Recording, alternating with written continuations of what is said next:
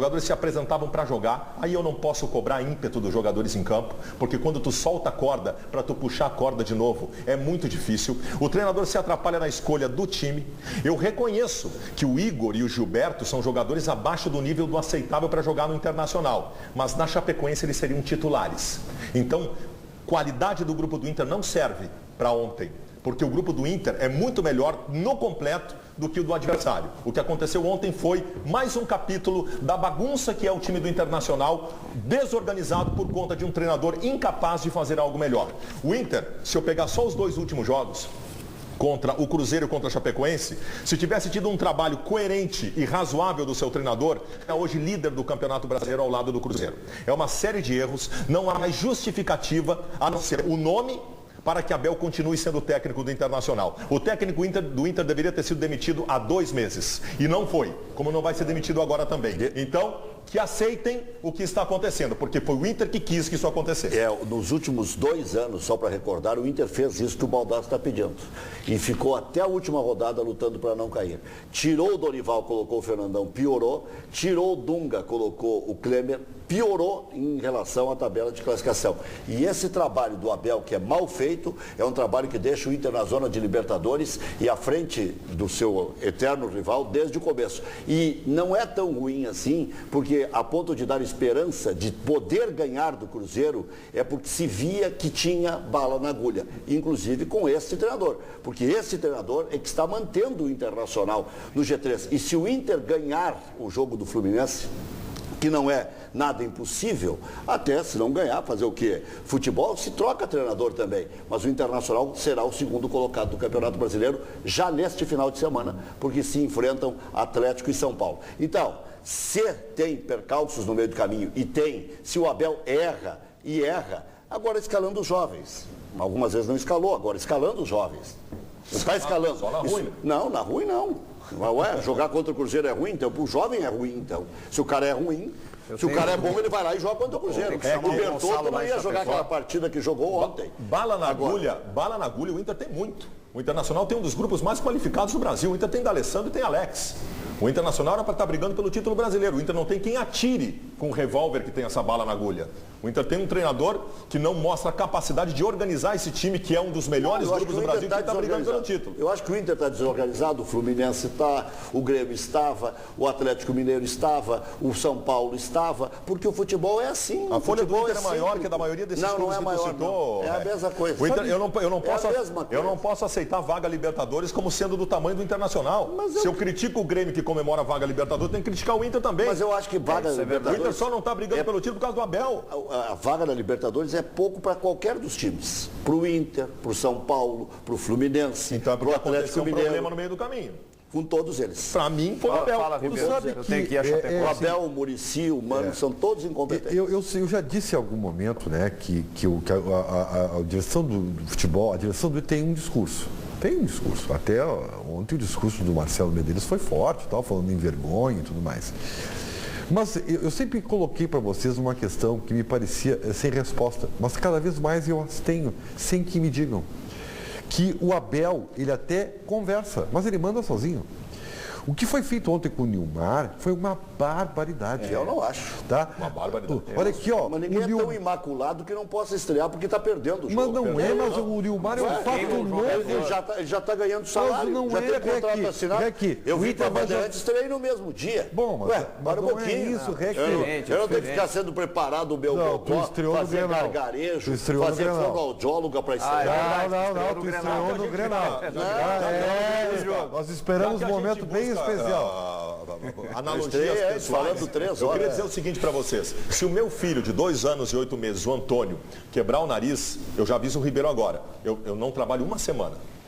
Porque eu não vou ter condições psicológicas de trabalhar. E olha que quando um filho se acidenta, a gente não tem. É verdade. E eu entendo que o D'Alessandro não tivesse condição psicológica para jogar ontem porque o seu filho se machucou. Entendo mesmo, de verdade. Só que uma comissão técnica tem que ter também competência para fazer análise dos seus jogadores e a sua condição psicológica de estar em campo. Não é no intervalo do jogo que tu faz isso. Tu tem que fazer essa análise, Ribeiro Neto, no quarto do jogador na noite anterior. Tem que ser médico, adivinho. Sim. Tem que ser médico, adivinho. Só um pouquinho. Eu só posso elogiar o Abel nas questões motivacionais motivacionais quando dá certo. Quando não dá certo, eu não posso criticar. Não, né? Se eu critico, tem que ver com a reação. O jogador pediu, o Abel explicou bem direitinho, pediu para ir, mostrou boa vontade. Incompetência da comissão técnica do Inter não perceber que o jogador não tinha condição psicológica de jogar. Nosso programa está mais curto hoje. Vamos lá em Chapecó, porque a grande expectativa... Eu não terminei de falar sobre o Mar, Ribeiro, é que o programa está curto, desculpa, Ribeiro, eu volto contigo. Deixa eu só saber do Gonçalo lá, qual é a situação de momento, porque se cogita uma mudança na comissão técnica, o que a direção fala por aí, o que você sente por aí, Gonçalo Cirlin Lima? Chico, a informação que eu obtive ontem à noite é que o técnico Abel Braga, ele permanece. A demissão dele está fora de cogitação, pelo menos até a partida contra o Fluminense.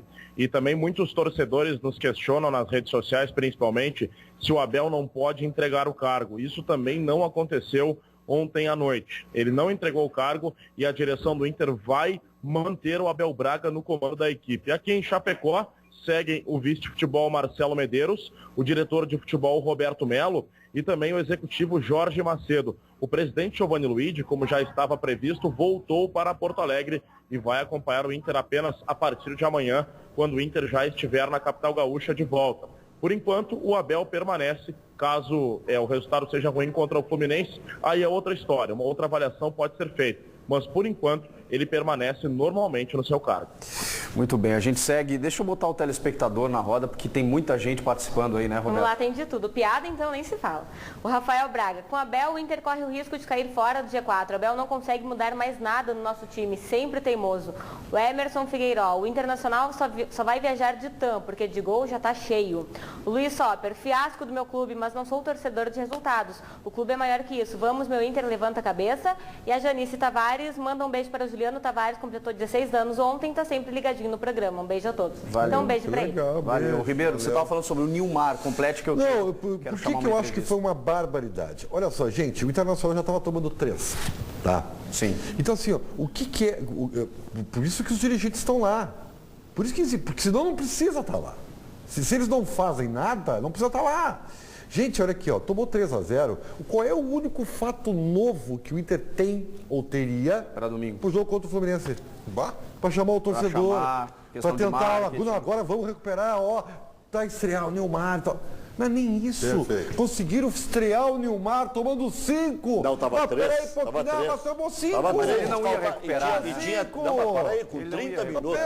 Com 30 minutos. Vocês dizem que tem uma distância enorme entre Inter e Chapecoense. Coloca um jogador diferenciado, pode fazer 3 gols. Não pode. Pode. Botar o cara numa fogueira, né? Olha o que foi. Jogador há 2 anos jogando no Catar. O Vitória da Bahia. Olha o que foi o 4º gol. O Vitória da Bahia estava tomando 2-0 do Goiás, jogando em casa. São 2 times pequenos. O Goiás foi lá e buscou 2-2. Meu medo é o seguinte, o medo é que a gente não coloque as coisas como elas acontecem, daqui a pouco começa a se achar que o culpado é o Alessandro. Nós achamos que elas não acontecem. Daqui a pouco não podemos ter essa pretensão de achar que o que nós falamos é lei. Pretensão quem tem o Abel Braga, que não tem humildade nenhuma, acha que está por cima da carne seca e está fazendo o que está fazendo. Se ele fosse ouvir daqui a pouco nós vamos achar, ele tem que ouvir alguma coisa, porque quando ele criticou os colegas da outra emissora e disse que ele não ouve rádio e TV e não ouve ninguém, ele mostra a sua soberba, a sua incapacidade de conseguir angariar de fora alguma coisa para tentar melhorar. Isso para qualquer profissão. Ele recebe um trabalho da assessoria de imprensa. O meu medo é que a gente daqui a pouco comece a achar que os culpados são o D'Alessandro, o Nilmar que entrou ontem não reverteu o 3-0. Eu tenho muito medo disso. O presidente... Isso o Abel não transfere responsabilidade. O presidente pode ficar tranquilo. Do Conselho Deliberativo do Internacional, Ibsen Pinheiro, ele concedeu uma entrevista forte à Rádio Bandeirantes ontem à noite, logo após a derrota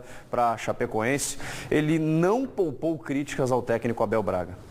Eu sempre tive a noção de que o Internacional do Abel sempre tem um encontro marcado com um fiasco. Sempre tem. Não vejo como, na mão do Abel, se possa corrigir. Eu acho que o castigo para o Abel é ficar mesmo, sabe? Se eu estivesse na pele do presidente internacional e tivesse trazido o Abel, eu acho que eu também não saberia o que fazer. Porque um time desarrumado nesse grau, não há quem consiga sobreviver tecnicamente como atleta. Não há. Quando um time desanda como Internacional, você não pode atribuir ao jogador. Não pode. Então é visivelmente o comando ou a falta dele. Vou fazer uma comparação Grenal. Os dois são times deficientes. A diferença, sabe qual é? O Grêmio sabe disso. Doutor Ibsen, mas então como explica que o Inter ficou tanto tempo em segundo lugar e no máximo cai para terceiro com um técnico tão incompetente? Olha, só pode ser uma coisa. O grupo tem uma qualidade que ele não conseguiu anular. Olha, deve ter muita sorte mesmo, sabe? Porque viver desse ofício e ganhar talvez 500 mil por mês, sem ter uma noção de como funciona uma equipe de futebol, deve ser muita sorte mesmo. Deve ser. Não houve surpresa, não houve azar, houve o simples resultado de uma equipe desorientada. Não tem orientação porque não tem comando. Experiente homem de futebol e presidente do Conselho forte, Deliberativo do clube. Muito forte. Genial como sempre. Eu acho assim, ó, a ideia que eu tenho, gente, é que o Abel encontrou durante a temporada um time, mas eu questiono o grupo. Eu acho que ele, quando teve um time, esse time funcionou. Mas o grupo do Internacional eu questiono. É assim, ó, veja bem. Chico, nós podemos chegar, podemos até conjecturar a respeito de alguns jogadores. O Baldassi já falou de 2 jogadores assim que... Não, o Gilberto, assim, com todo... Gilberto e o Igor. Não dá, né? Para começar. O Gilberto, então, mesmo... Mas, Gilberto foi qual é o time, Ribeiro, só um pouquinho, qual é o time que o Abel encontrou? O Abel nunca teve convicção de time nenhum no Internacional. Não, o Baldassi, o time que vinha jogando, o Wellington, o time que fez 6 no Grêmio. O time que fez 6 no Grêmio tinha o Alan Patrick, que virou 5ª opção depois. Mas saiu, mas ele trocou essa peça. O Arangues começou jogando como volante e virou meia. O time tinha um volante e depois tinha 2. Nunca teve convicção nenhuma de time do Internacional. Nunca teve. O Inter contratou o Wellington porque o Arangues ficou fora. O Inter tinha do 1 ao 11. Não tinha. Esses titulares eram um time qualificado. O time que ganhou o Grenal, que até hoje é lembrado como o grande momento do Abel, tinha o Alan Patrick, que depois virou 5ª opção. Mas estava bem naquele momento. O Alan Patrick